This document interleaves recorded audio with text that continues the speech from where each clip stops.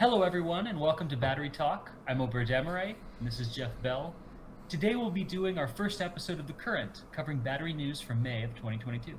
We got a lot of great news for you today, including new companies SPACing, old SPACs not doing as well, Giga Factories being made, money being pumped in, and the impact of certain materials in the battery and actually the true cost of them.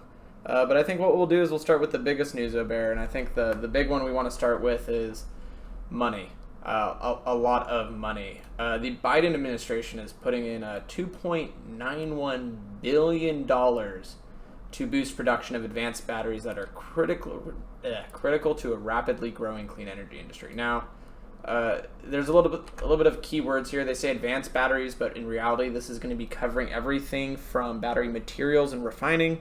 So before it even gets into any of the cell makers or the battery engineers or scientists, production plants, battery cells, and then pack manufacturing and recycling. So it's going to cover the whole gambit. And I think one of the interesting things here is 2.91 billion sounds like a lot, but in like the context of a gigafactory, 2.91 billion maybe builds you 90% of it.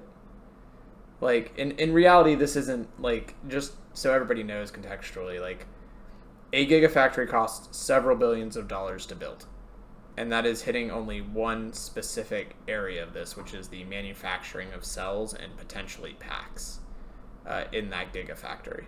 So like 2.91 isn't, it's a lot of money. It's great. We should be very happy the government is looking at investing more in batteries. This is, everybody's going to hold their hand out, I'm sure.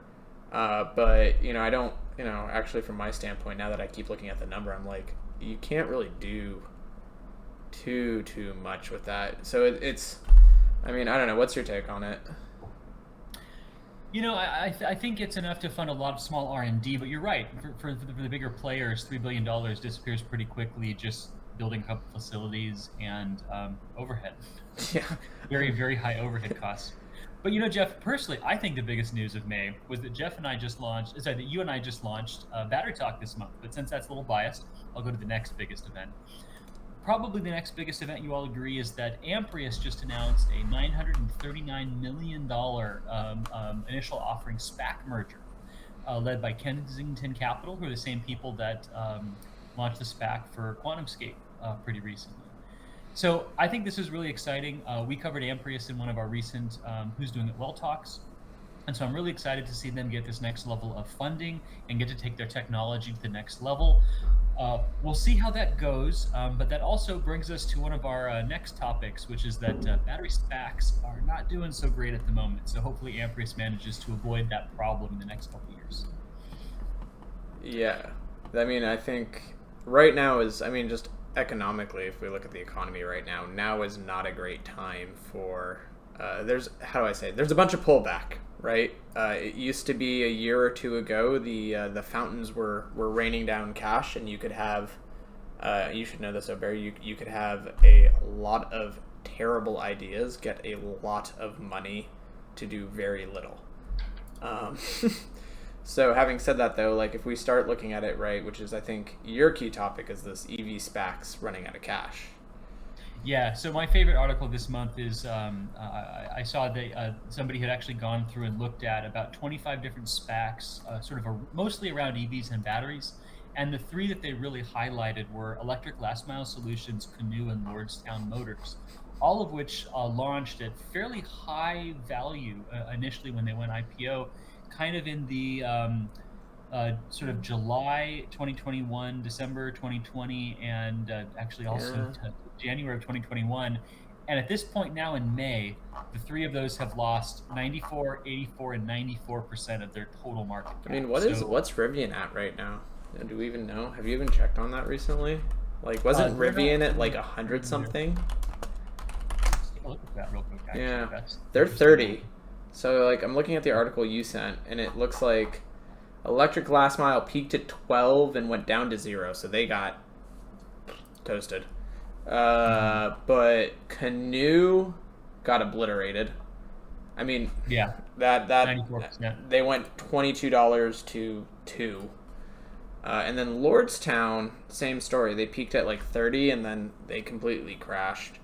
I mean, So Rivian's not doing as badly as the others. So they had a high of 172, which was a little crazy. But they've been kind of running between kind of 40, 30s the last couple months. And right now they're sitting at about $30. I mean, Tesla's down year to date 41%. So like, I mean, in general, if you contextually say what's Rivian down year to date, I would say they're down year to date 70%. So an verified, not tested by a mass market audience. Remember, what is it? Elon said manufacturing cars is like one of the most painful things he's ever had to go through. The hardest thing in the world. Yeah. So Rivian's gonna go through that. So like, don't think they're doing terribly bad, but we'll see. Mm-hmm. Like, everyone's getting hit hard right now, and especially companies that are going to need a lot of liquid capital in order to actually do anything. Because like, let's be real, cars and batteries suffer from the same thing, right? Which is you need lots of money to do it because equipment ain't cheap, mm-hmm. right? And that actually brings us to my favorite graphic for the month that I found.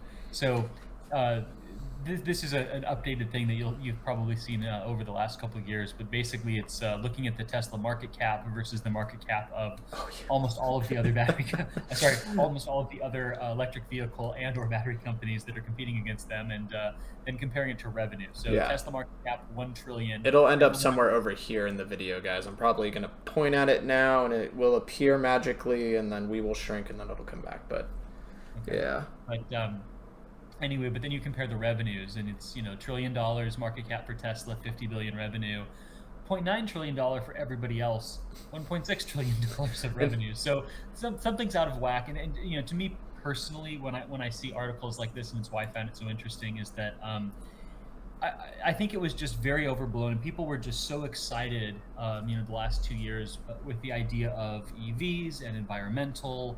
And with EVs and the idea that they will actually solve the environmental problems that we're facing, and it's just a great step in the right direction. But I think the enthusiasm was a little bit too high, and people overpaid. Yeah. And so we're starting to see that crunch back down, and hopefully, companies with good tech have enough cash to continue their cash water. I forget who it is at my work who said this, and I really agreed with it. I think the investment community was so used to like the Silicon Valley software speed of things, where it was like a software company could appear within like a year, and you could have all the it could be a functioning product, right?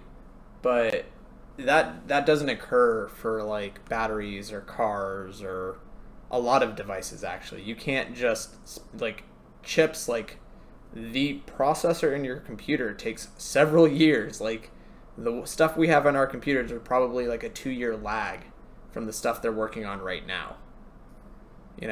It's just that, like, I think to your point, I think everybody was hot into it, but like, it's not like software. It's not going to appear tomorrow, right? It takes time.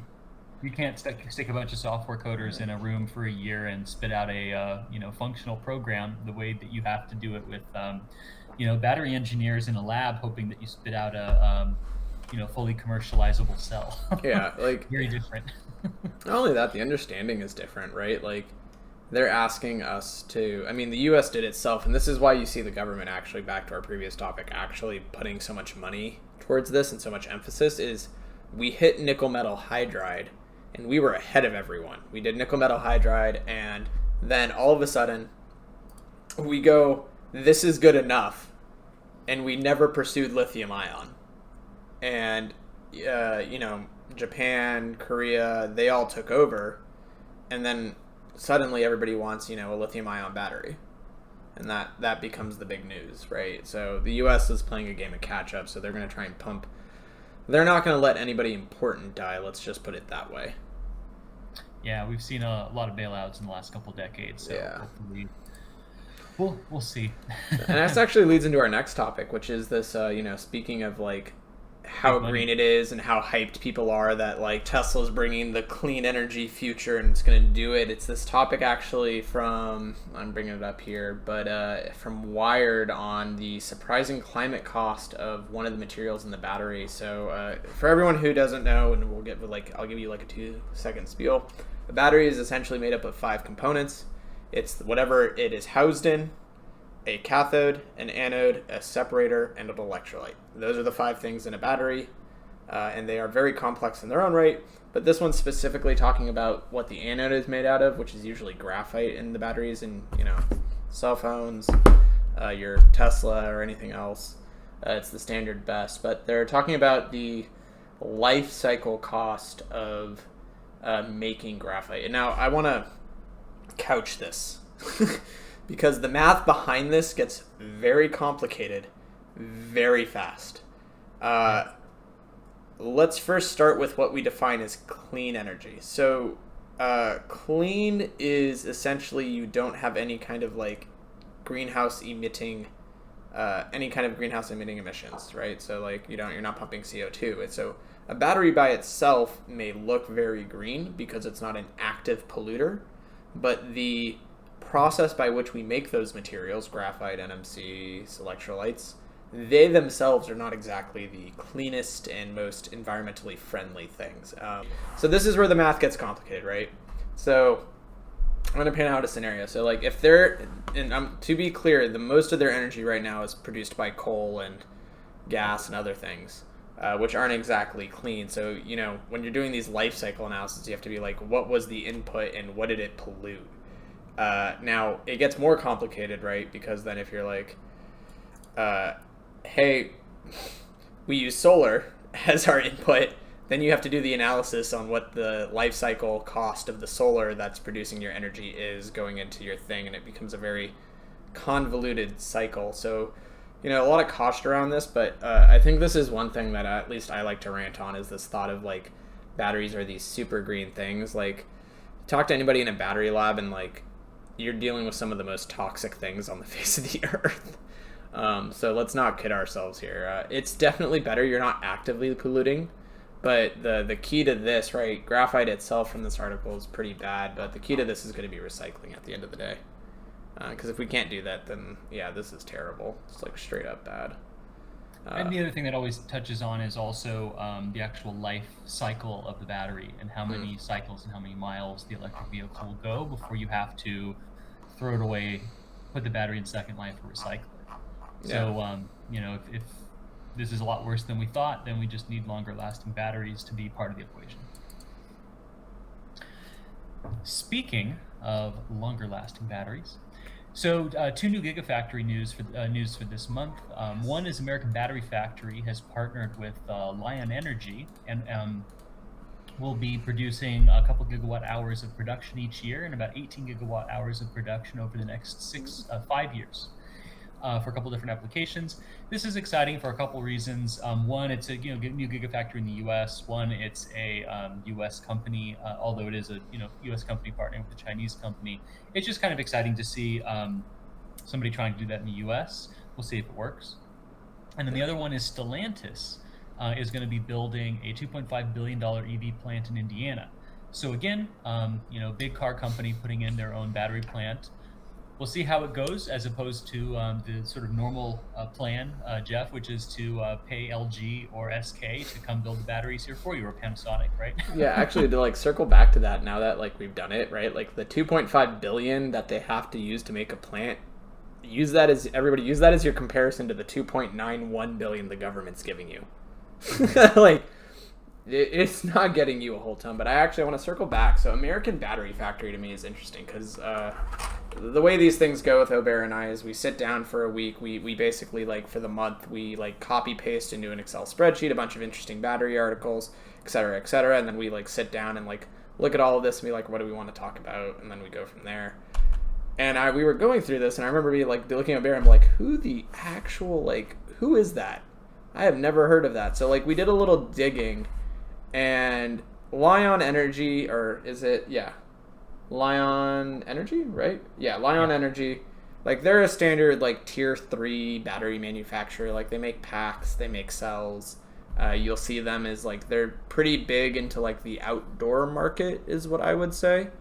So, like, they're trying to compete with, like, Anchor and, like, what is it? It's, like, the Jackery, which I think it is another one.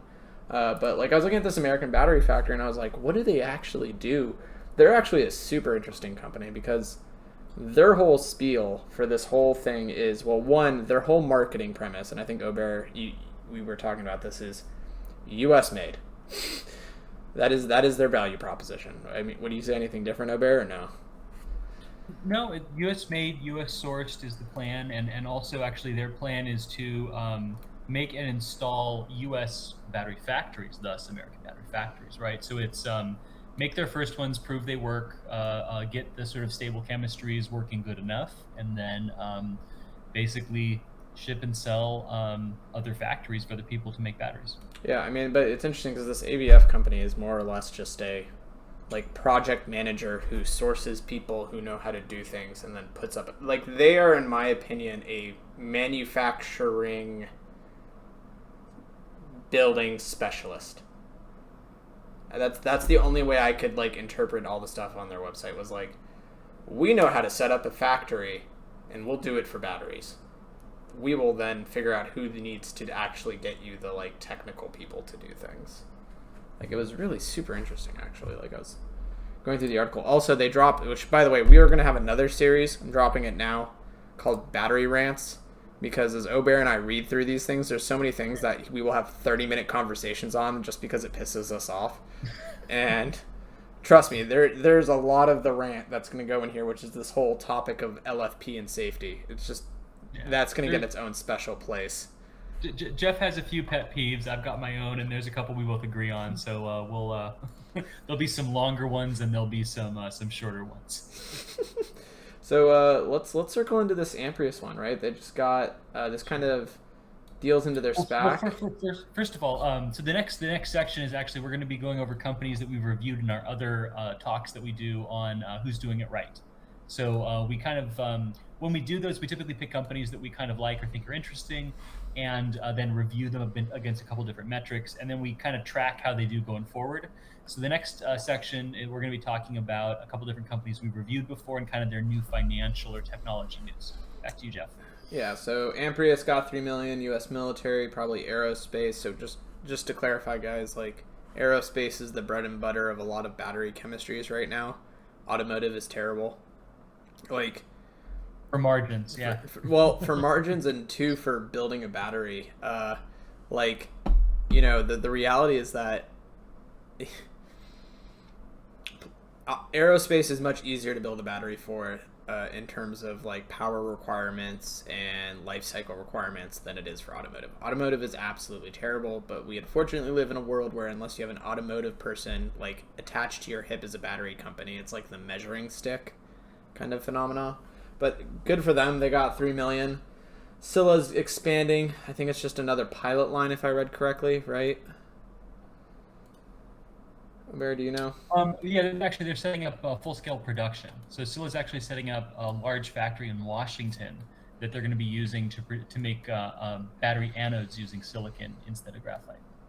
Nice. And then they're also working with Mercedes to get some of their silicon in their batteries. I'm sure that's going to be some sort of like, they send material to LG or somebody, and LG sprinkles it in to their anodes, and then they make a batch of cells using it.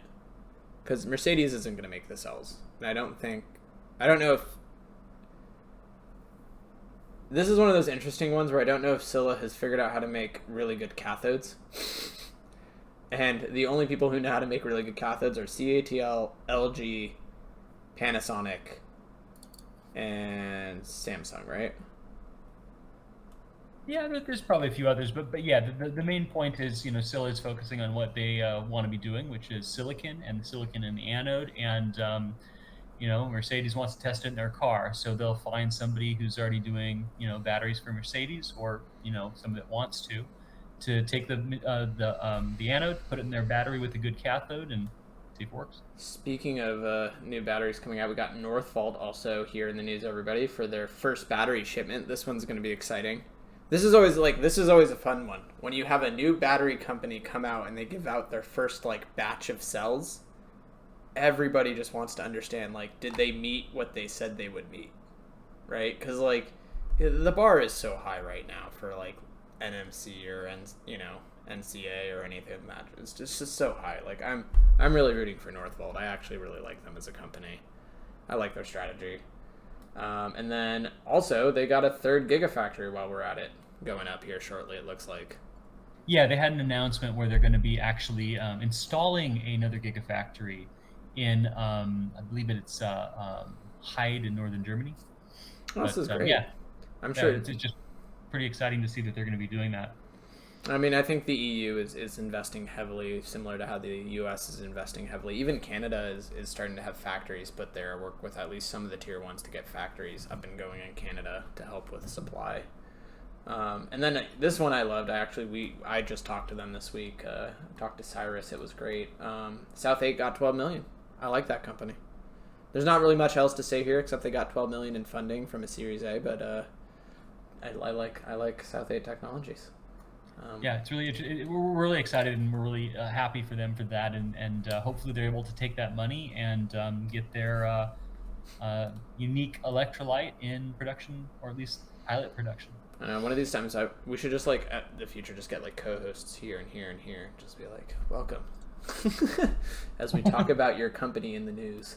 And then Enovix is announcing a smartwatch order. So to me, Enovix looks to be playing the same book as Sila, which is the Sila came into the Whoop watch, which is a great application, guys. Any small portable electronic is a great starting application for new battery chemistry. Mm-hmm. Doesn't have high power, like that's not necessarily true, but generally, I don't want to overgeneralize. Usually they're like low power, especially watches. And usually they're very volume defined. So like Silicon's main bread and butter is just volumetric energy density. So this is, they're following the Sila playbook, and that was successful, and Sila's doing really good. So good on that. Yeah, excited to see Enovix follow in their path and see what the differentiation ends up being. Yeah. So our next topic is going to be kind of jumbled together a little bit, but they're all on supply chain and costs. And this is sort of a really, really big thing in batteries right now that we'd like to highlight, which is that there's a lot of companies moving around between different chemistries. And in general, as both they're doing that and as everyone's kind of trying to ramp up and set up their gigafactories, there's just not enough materials, enough supply. And, COVID and the other supply shortages and, the war in Ukraine are all causing their own problems as well, but we just kind of want to highlight a couple of the big ones. Yeah, I mean, like, just to get, this is the three easy ones out is, everyone's going to LFP, guys. Yes, the ship has sailed. Everyone's in. You got CATL doing LFP. You got LG announcing that they're going to switch to LFP in the future. You got Tesla moving to LFP, which is in part because China is going for big LFP, so you see that being kind of a synergy there. Big problem, though. The supply infrastructure for LFP is not there to support everybody doing a 90-degree turn. It's just not there. So actually, I think you told me this statistic that because of the demand change, LFP is more expensive than NMC now, or am I... It depends on how you qualify it, but the raw precursors that are used for LFP batteries, those per ton are more expensive than nickel or right now. So from that perspective, it's not looking good. No, I mean, that's what happens when you stress a supply line to the edge. I mean, like the world's felt this lately, right? We got gas going up, everything else. Once you start stressing any of the supply lines, then you run into issues. What else we got here? We got... Eevee cost spikes 26% by 2026. So the main one with this was looking at just the fact that there's not enough stuff. And so economies of scale, which is what everyone goes to when they say, oh, we're going to go from megawatt hours to gigawatt hours to tens of gigawatt hours, and that's going to lower our costs dramatically, which, to be fair, it has. Lithium-ion batteries have gone from about $1,000 per kilowatt hour to about 130 in the last 10, 15 years. But the problem with this is that economies of scale don't apply when the inputs all go up in the materials in a material cost dominated field, right? Economies of scale basically mean that you can make a bigger machine that goes faster, which lower the cost of production. Batteries are about half material costs. And at some point, the amount you can ramp and get your production faster to lower that cost as the average cost falls as you make things quicker with the same materials, doesn't work when the materials are most of the cost and the costs are going up.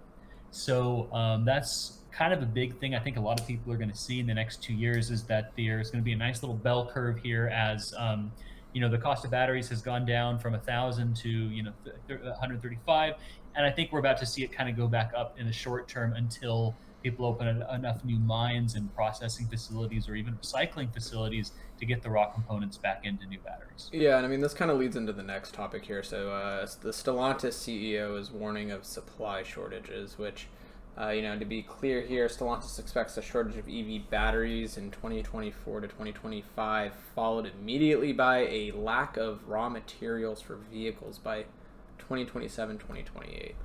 I mean, this is where you're really going to have to hope recycling takes off in some sort of paradigm shift in the next few years. I mean, ladies and gentlemen, let's be clear here.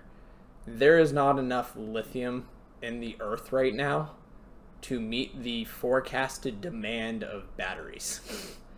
And more than there's not enough in the earth, right now, the global, this is the next article I thought was interesting, is actually the global lithium-ion production reached a record high last year of 100,000 metric tons, about 65% of which was used in EV battery production. So at 100% utilization, that's about 1 million Teslas.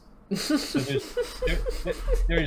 there's just not enough lithium for all of these people to be doing what they're doing. Now, granted, Teslas do use more lithium per battery with their cells than other chemistries do, although, again, Tesla might be swapping to LFP, so we'll see. But that is a huge problem. So people are scrambling right now to open up new supply lines and new lithium mines, and also maybe if there's just not enough of it, people will also be forced to actually recycle the lithium, which is currently not high on the list of things due to the cost. But it really should be. I mean, like, if you think about it, right? Like, ladies and gentlemen, just so you understand, lithium comes from two places. It's either coming from a salt brine, where you essentially let this thing kind of like go for 3 years, and it's like aging wine, and then you extract it, and then what you're really extracting is lithium carbonate or hydride or oxide, one of these. I will circle back on you in another video where I tell you the exact one, but it's one of those three. And then that is actually refined into either pure lithium, or it's given away as like lithium acetate, which is then mixed with like nickel acetate, manganese acetate, so on and so forth, and then they run through this calcine reaction. The other way is spodumene mines, which are essentially you're just taking ore from the earth to get the same exact precursor, but there is not enough lithium. And it is not a quick process by which you form lithium. So, like, recycling needs to win, but Aubert and I aren't exactly bullish on recycling right now because... So let me backtrack on Jeff's statement and say that we are very hopeful because, quite frankly, there's no way that the EV battery revolution is going to happen if you can't recycle it. Otherwise, you're just going to be making a lot of hazardous materials that go in landfill. And quite frankly, wasting our world's resources because then you just have to mine them again, right? Which is expensive, as we talked about, from just something as simple as the graphite earlier in this article, right? So the problem is if you make batteries like a disposable commodity, right? A new EV every 5 years, a new Tesla Powerwall every 5 to 10, and a new cell phone every 1 or 2. That's great for the electronics companies and the car companies. That's really bad for the environment. And what you really need is you want a battery that lasts 10 years or 15 years or 20 years and is then put into a second life application and then recycled. Yeah. And until you have that, we're not going to have the green revolution. We're going to have a lot of battery pollution. Yeah, I mean, to be clear, I'm hopeful. Like, I pray that Redwood Materials or one of these other battery recycling companies figures it out and they make it great. But right now, the real challenge is that it's just what you are getting through the process is either not the grade you need it to be in order to make a equivalent battery. So the battery that went in could be, and batteries don't have grades, ladies and gentlemen. I'm just using grade as because there are different grades of materials that go into these things. But the battery itself has a certain quality material that goes into it, and then when it goes through this recycling process, the quality material that you reharvest out usually isn't at the same level as what went in, and that is a challenge because people aren't going to want lesser batteries. So we're going on that one. But as far as everything else, I think that kind of covers it, right? Yeah, so while we did not cover everything that happened in May, we've covered the topics and trends that we thought were the most interesting. We hope you all enjoyed the first edition of The Current. And as always, everyone, like, comment, subscribe. Take care.